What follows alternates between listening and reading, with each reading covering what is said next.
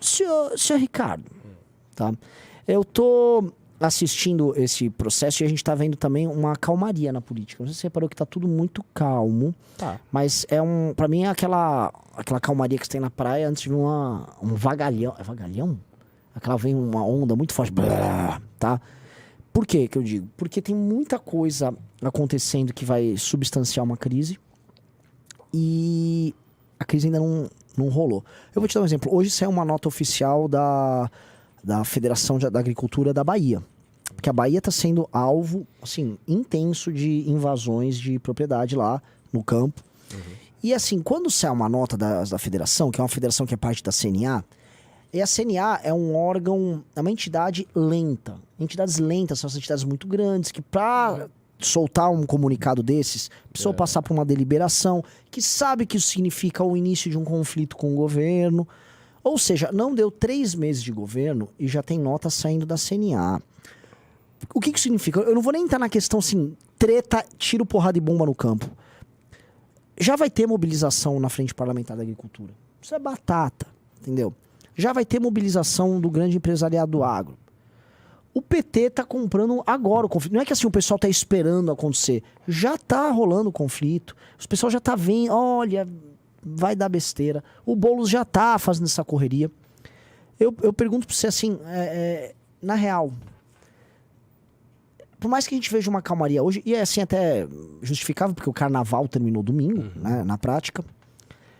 Como você vê agora esses próximos dias e semanas, no sentido, próximo mês, pra gente dar um horizonte não tão curto, vai vir pro plenário na Câmara dos Deputados a votação sobre o projeto que regula redes sociais.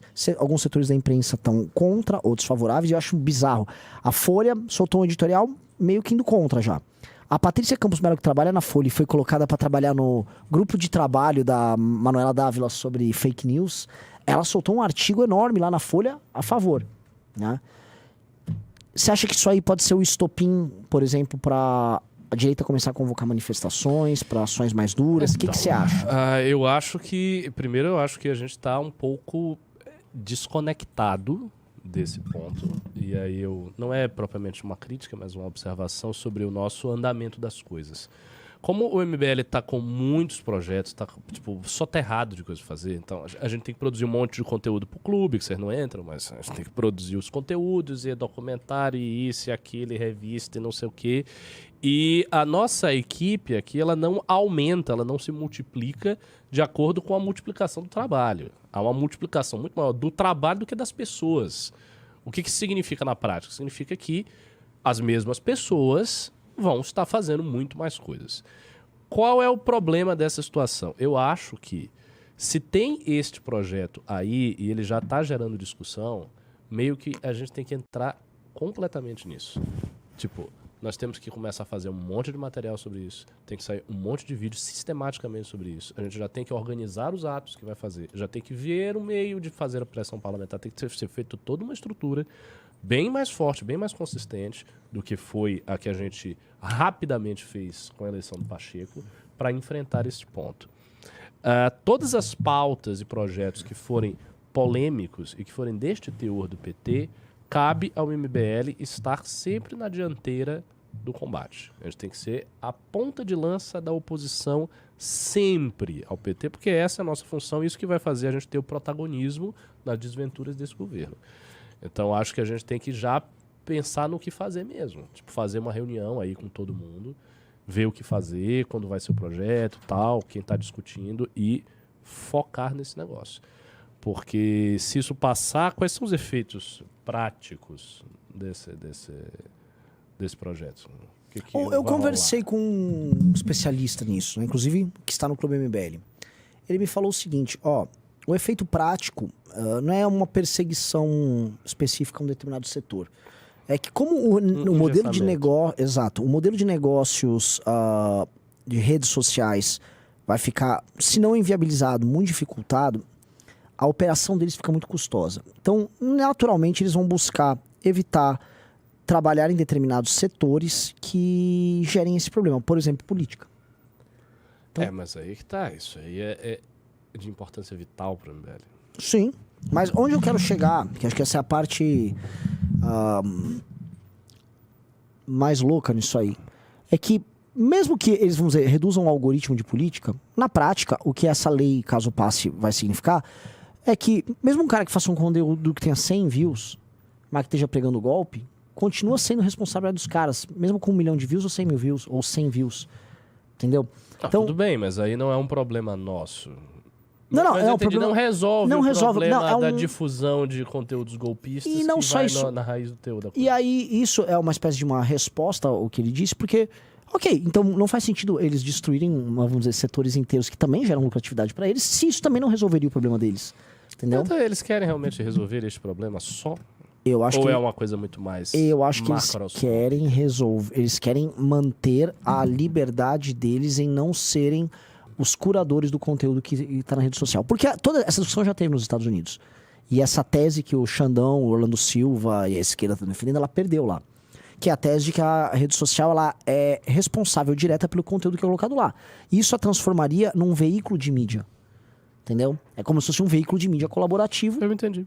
Mas, e tudo que ela for fazer vai na linha contrária. Por quê? Porque as consequências dela ser transformada num veículo de mídia são as mais diversas. Mais diversas, né?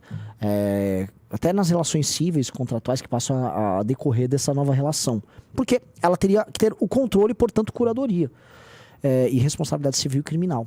Então, como um todo, é uma coisa que inviabiliza. E aí eu imagino que as redes sociais vão tentar, então, elas vão ser levadas para uma mesa para tentar um acordo, ou uma proposta alternativa, caso essa proposta não seja rechaçada de pronto. Mas é isso. Eu acho que a gente está muito fora ainda dessa órbita. No sentido de que, pelo que você está me descrevendo, está havendo uma movimentação já, assim, significativa de setores da esquerda, do establishment, etc., neste sentido. E uma resposta presumível das redes sociais que não vão querer ser responsabilizadas por todo o conteúdo, elas não querem. Mas, assim, aqui é o Estado brasileiro. E qualquer Estado-nação tem poder, caso ele queira, para forçar algumas coisas para cima de empresas internacionais. Isso é um fato. Mas perdeu nos Estados Unidos. Ok, perdeu nos Estados Unidos, mas os Estados Unidos é sede disso tudo. O que eu estou falando e se o Estado brasileiro não perder? E se as redes sociais forem forçadas a mudarem de postura? Talvez não seja interessante para as redes sociais no Brasil veicular uma série de conteúdos políticos. E isso aí pode estar afetando todo um enorme universo de youtubers, influenciadores, instagramers da área política.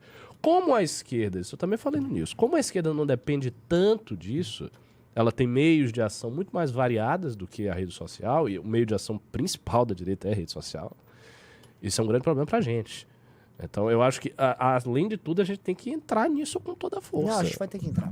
Eu também acho. Muito, e é arriscado mesmo. É que eu vou te falar que assim, eles vão chegar em certos limites de atuação. Lembra que o Xandão mandou um ofício pro Rumble pra tirar o Monark do ar do Rumble, e o Rumble simplesmente olhou e... Por quê? Ok, mas foi uma coisa mais pontual, né? Mas por quê? Não, mas você sabe por quê? O Rumble não tem sede no Brasil. Não há jurisdição do Xandão sobre ele. O Twitter já tirou o escritório dele do Brasil. Você não tem mais funcionários brasileiros atuando aqui no Twitter. E o Instagram? O Meta tem, que é o grupo que tem o Instagram. Mas é o seguinte, se começar a ficar inviabilizado e você ter uma hiperjudicialização da atividade deles aqui, eles podem muito bem fechar o escritório deles. E aí, qual seria o próximo passo? Aí entra o problema de uma atuação como essa. Aí, então, o Estado brasileiro vai decidir banir essas empresas aqui. Aí é muito difícil. Eles não vão banir porque o brasileiro usa demais. Isso seria uma coisa muito chocante. E, além disso, assim, seria uma coisa extremamente impopular. Não, impopular, antieconômico, seria... Não, isso seria visto como uma ação do governo e você teria dezenas de milhões de pessoas revoltadas no dia seguinte. Sim. Imagine, todas as páginas de Instagram, de Facebook, da galera toda, caiu tudo. Mas então e agora não tem mais. Mas então demais. Então não é tão forte assim essa tentativa de regulamentar, porque se eles hiperjudicializar, eles tirarem o escritório, eles não precisam mais acatar a decisão. E o governo não vai banir? Não, o governo ele vai tentar fazer coisas assim. Por exemplo, ele vai começar a controlar o URL. O problema é que ele fazer esse controle, as pessoas vão começar a usar VPN. Aí vai ter o aplicativo do VPN. As pessoas não usam VPN. As pessoas não usam VPN. Não, mas o VPN, olha só, ele já viria numa circunstância em que o governo baniu o acesso a uma rede social aqui. Não, o governo, eu não acho, não acredito que o governo disso brasileiro que eu tô falando. vai ter peito e agressividade suficiente para banir as redes sociais num país que usa isso demais. O que eu quero dizer assim, o governo também tá tentando uma briga, que não é exatamente uma briga ganha, e não é uma briga fácil, e não é uma briga que eles vão controlar todas as consequências. E essas empresas também não são otárias, entendeu? Elas não têm sede em todos os países do mundo. Acho que assim, elas têm um modelo de negócios lucrativos no Brasil. O Google é o maior anunciante do Brasil.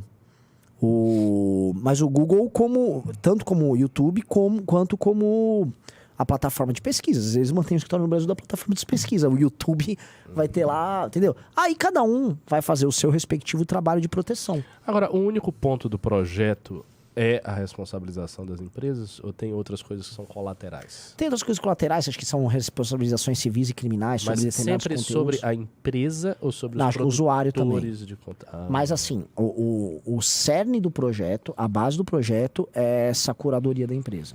O cerne.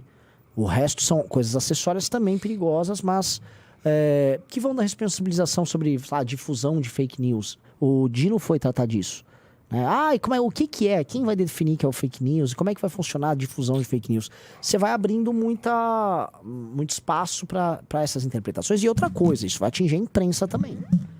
E a imprensa, já houve projetos que iam abordar fake news antes e a imprensa corre na hora para ir contra. A imprensa foi totalmente contrária a projetos que envolvessem fake news. A imprensa organizada, tô falando os grandes grupos de imprensa. Por quê? Porque isso afeta, assim, gente, a única diferença de uma fake news do Jornal da Cidade Online e do Terça Livre para do O Globo, é que no Globo eles chamam de barrigada. Não, o jornalista tem um indício com uma fonte ali, a gente taca ali pau e vamos ver o que vai dar, depois a gente vai amarrando. Isso é clássico na imprensa, a gente já teve site de notícias, a gente sabe como funciona, a gente conversa com o jornalista. Eles chamam de barrigada. O que é uma barrigada? É uma fake news feita por um jornalista profissional. Mas é a mesma coisa, mesma porcaria, tá?